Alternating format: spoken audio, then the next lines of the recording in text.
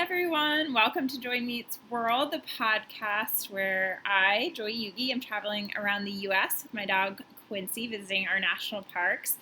Today, I am sharing about Shenandoah National Park, and I am so excited because my friend Jennifer is on the podcast. Say hey, Jen. Hey, guys. Jen, introduce our listeners to who you are and what you do. Okay, so I'm from Georgia. Met Joy back in college. Yes. And we have been friends ever since. I teach theater in kind of northeast Georgia area and been doing that for a long time. Love the outdoors. Love my two dogs, Hatcher and Holly, and also love Quincy like he's mine too. And maybe your husband, too. Oh, yeah. I have one husband, and his name is Robert, and he likes cars. Shout out to Robert. Also, I think a sometimes listener of the podcast. Yeah. Thank you. Yes. So, Jen has come for the week to do 2 national parks with me. So you'll hear her again on another podcast. So we're super excited. I'm super excited to have her along for the ride and on the podcast. So let's get into it. So I left actually Summers Point, New Jersey, where I was visiting family. No national parks there, but I drove from there to Madison, Virginia, which is about 30 minutes from the entrance to the national park, to a little Airbnb on a farm. And I picked up Jen from the Charlottesville airport, which is a little regional airport, 30 minutes away from Madison, Virginia. So it was all pretty much right there. How was your airplane experience, Jen, flying in from Atlanta, which is one of the biggest airports in the world, to a little regional airport like Charlottesville? It was the tiniest little airport I ever did see. We actually got out of the plane onto the tarmac, and I was like, what is this? Am I famous or what? And I was waiting there with open arms. Screaming. It was awesome. And then we just walked like 100 feet to the parking lot and got in our car. Easy. It was the easiest onboarding experience ever. So funny. And you got to do first class with I did. plane. Rode first class for my very silly short flight. But it was awesome. I loved it. Met a friend who is from Madison on there. I don't know her name, or I'd shout out to her. That's okay. After the airport, we, as per usual, if you follow the podcast, we went to a brewery. I know nobody's surprised because I love doing local breweries. We went to one called 3 Notch Brewery. It's delicious. Yes, right in downtown. Had a really good vibe, really good beer. I remember we had some sours. Sours, and they had a seltzer. And then a Mexican lager. Yeah.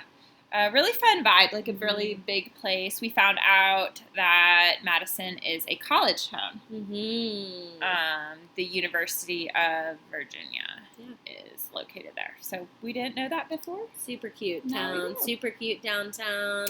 Super cute brewery. We ate dinner there. I had some awesome gnocchi, which was fantastic. Yeah, I had a big old salad, and we had a pretzel. It was good. We had fun. Highly recommended. Yes. And then our Airbnb that we stayed at was so cute. It was on a farm. And you drove down this long driveway lined with trees, like out of a storybook, and there's fences on either side and fields, and there were sheep and sheepdogs. And baby sheep. Yes. And cows. And baby cows. Yes. And it was all like in this fence. And then our Airbnb was, I described it to Jen when I was first describing it as like out of a Joanna Gaines house. I think like her whole line that's on Target, that's what they decorated it with. But it honestly worked for like a little farmhouse. It was just like 2 beds and a bathroom, but it was really nice. And they left us a bottle of wine, which is the first time that's happened to me on this trip. Like a really nice host gift, but I took it.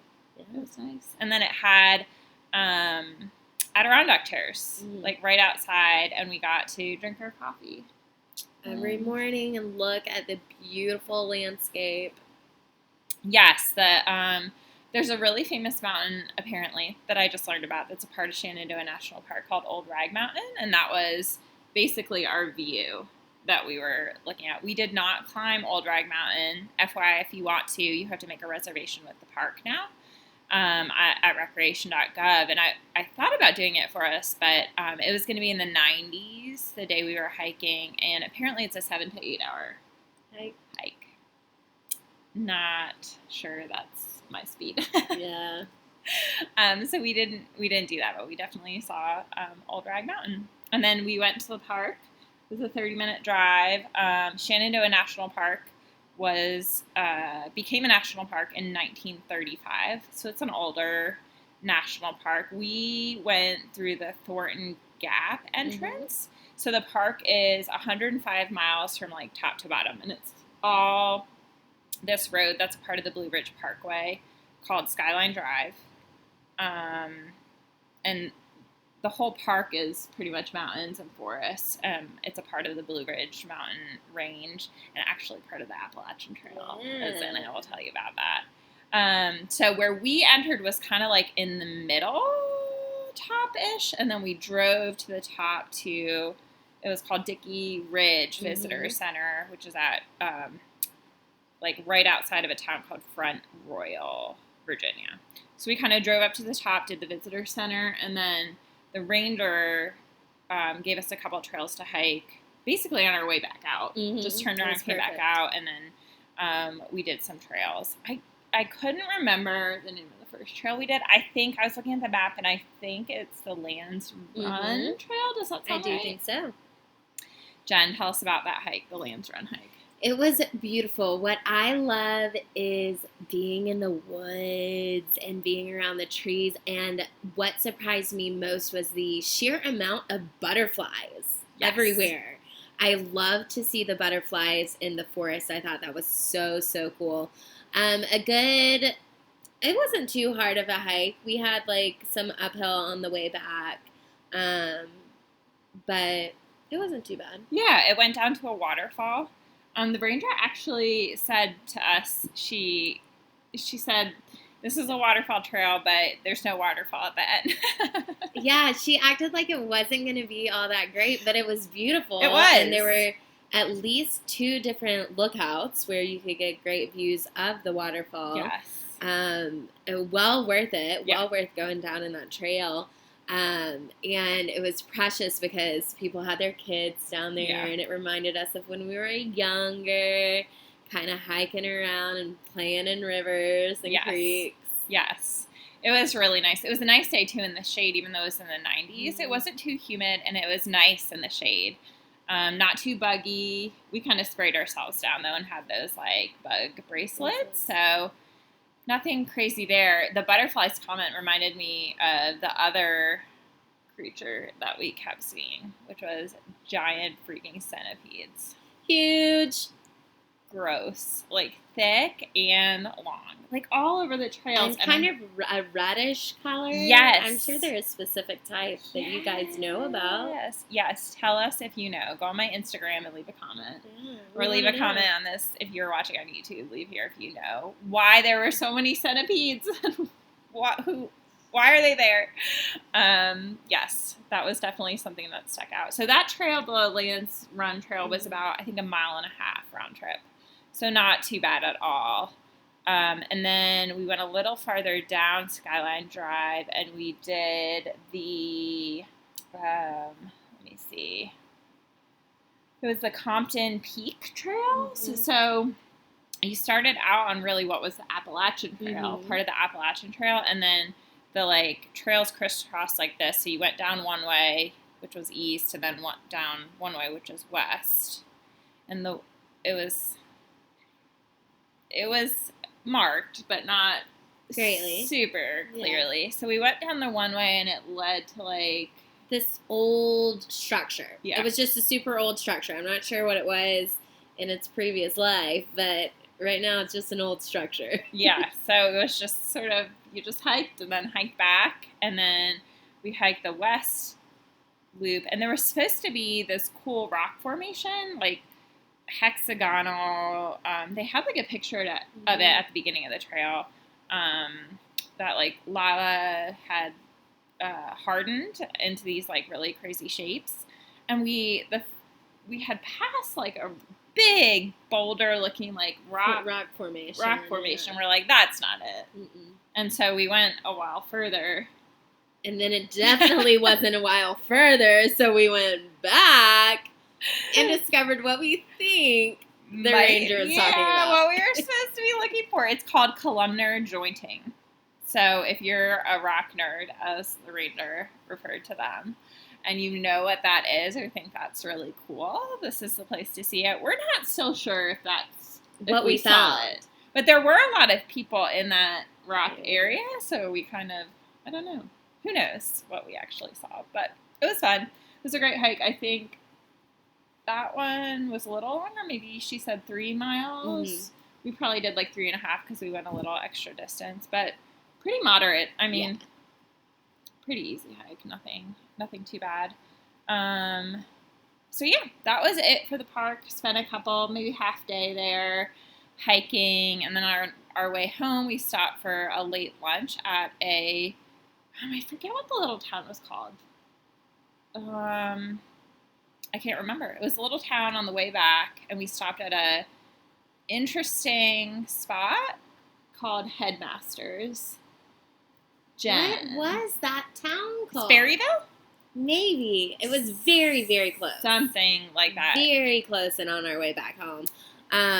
This Headmasters spot, I mean, probably the most exciting thing in the town.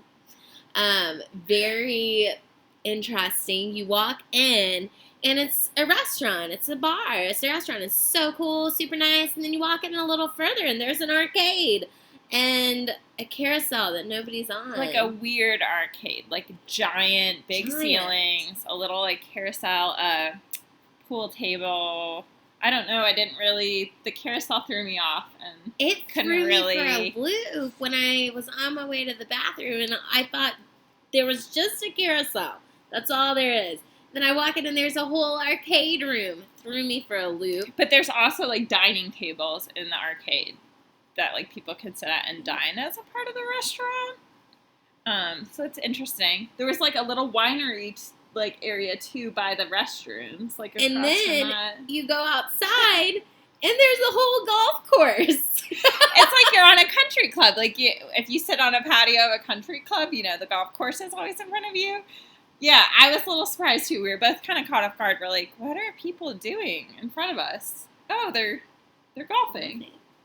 I mean, this place had everything you could want to do. And then there was even like a shop that's attached to it, some kind of like store or shop. Art, yeah. Yeah. I think it was like an art gallery. But nice. It wasn't run down or anything. No, it was pretty new, like pretty nice. Just like a lot of combinations of things. I feel like everybody goes there every weekend. Probably. Yeah, there were people with their dogs on the patio, pretty casual. We were pretty casual. Then there was like a dressed up older couple. They were so cute. So cute. So cute. So it was fun. Yeah, it was a blast. Interesting experience. And then after we got home and got kind of cleaned up, we went to a winery. That was also a brewery, kind of. That was about 15 minutes. I guess it's probably in Madison, technically. Maybe. Called Prince Michel. I think we missed the live music, but that's okay. Mm-hmm. What we didn't miss was the slushies. Wine slushies. Wine slushies. Any flavor you want. Yeah, I think there was a cab one. Mm-hmm. Cabernet. A cab one. There was a rosé one. One that kind of tasted a little margarita-ish, but I'm not sure what wine it was made with. Yeah, some kind of white wine it had to be. They were good, though. And then the orange mango. What was it, mango? Yes. Oh, it was the best. Yes. So they had, like, fruit wines there. Like, I think that one was peach wine. Maybe. The, like, light-colored one. Anyway, they were so good. And delicious. It was, like, just hot enough. It was hot out so you could sit outside and, like, really enjoy them. So that was fun. It was a blast. I loved it. That was pretty much our trip. Jen, I want to get your take. What did you think of this part of Virginia and Shenandoah National Park? I thought it was absolutely beautiful. I loved the peaks and the valleys and getting to travel through both the mountains but also the valleys and see a bunch of small towns with a bunch of adorable downtown areas. Yes. Yeah, I loved how lush and green everything was. I think for most of this trip, I mean, for all of it, it's been in the winter, and I think I've just really missed seeing green because I just can't get enough of it. There's so much green. Yes! Little broccolis all around the mountains. Yes! Heads of broccoli. It's so beautiful, so I've loved it. And I think there's going to be more of that on our next national park. We're going to New River Gorge National Park in West Virginia, so you guys will have to stay tuned. We'll tell you about that one on the next podcast here in a week, and Jen will be on that one too, so you'll get double personalities. But until then, we wish you happy travels wherever life is taking you. Bye, guys. Bye.